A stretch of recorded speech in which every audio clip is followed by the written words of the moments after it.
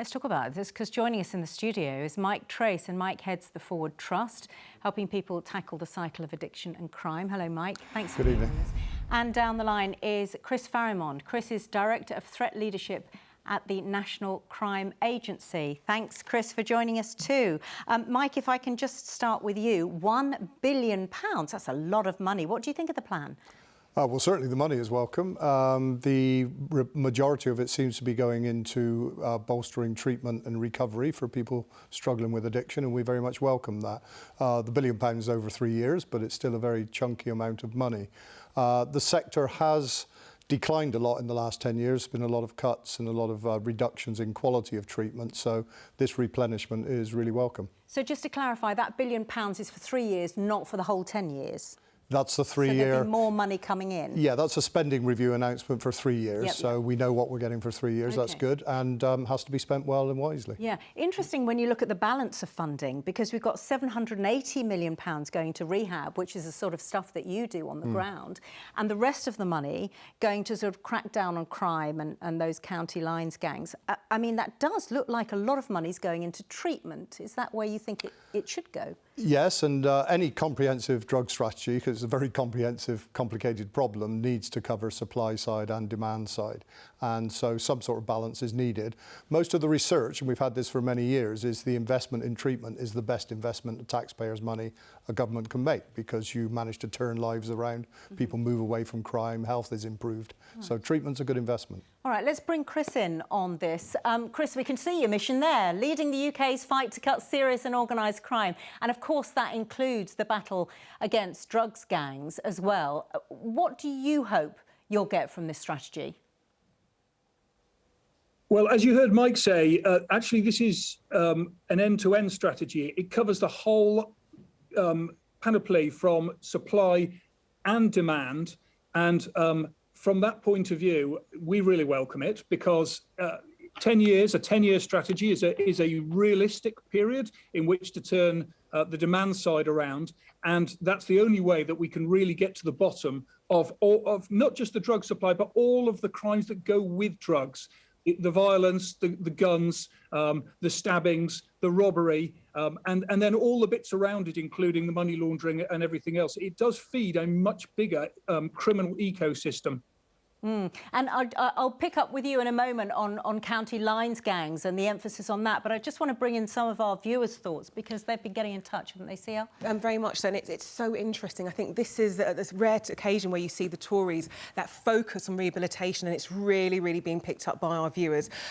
Luke in Chelmsford said, I worked in a prison service for 14 years. The prison is the worst place. It's in its worst state. Drugs are widely available. Kevin in Birmingham says the government need to start with proper sentencing for dealers.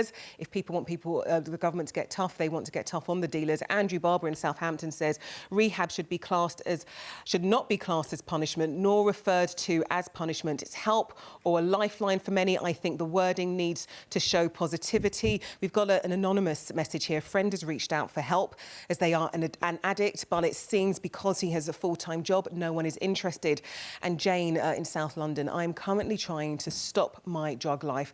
I've been waiting for rehab for years. I can't wait to get clean and think it's a brilliant idea. Please, Boris, my family needs their mum back. There's that real focus on rehabilitation. That seems to be the answer for our viewers. Bless her heart. She needs help and she's reaching out for it, but at the moment it's not available. Might this... I mean, that's an absolute classic story there that you've had from your viewer. The fact that treatment is not as accessible as people who need it, particularly during the pandemic. It's been very hard for services to get out to people, but also people to come to services. So there's a lot of people out there. We've done surveys during the pandemic that shows that the rate of addiction and the number of families struggling is increasing, but the access to treatment's been going down. So hopefully this is a point of reversal of that, and the person who called into you gets the help she needs. Yeah, let's hope so. And Chris, that other point about tougher sentencing for drugs dealers, is that likely to happen, do you think? Well, there's already quite substantial sentencing for drug dealers. Clearly, we have got to find ways of discouraging people from dealing in drugs and being part of the supply chain. And of course, that supply chain goes all the way from the source country right through to the UK and then on the streets of the UK as well. And there definitely are the risks for them associated with that, and where we have successes against them, they do receive quite substantial sentences. Okay. But the profits to be made at the moment and the demand that exists within the UK means that crime groups will continue to wish to supply while the demand exists. Right, and briefly, if you can, I know it's quite complex, but this idea of county lines gangs, these urban gangs who are targeting rural areas and often targeting really vulnerable children in many cases to exploit them to carry the drugs across. Are you ever going to get to the bottom of that?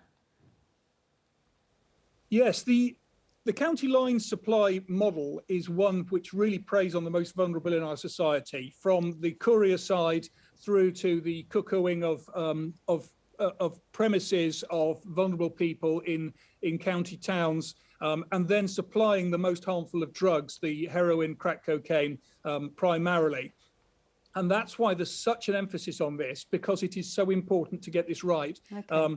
And although it is not the only supply model, it is a really, really important one for us, yes. All right. Chris, thank you very much. And I think there's a broad thumbs up from you, isn't there, as well, Mike? Very happy with it. If this is a turnaround, he'll be very happy with that. OK. Mike and Chris, thank you both. Thank you very much.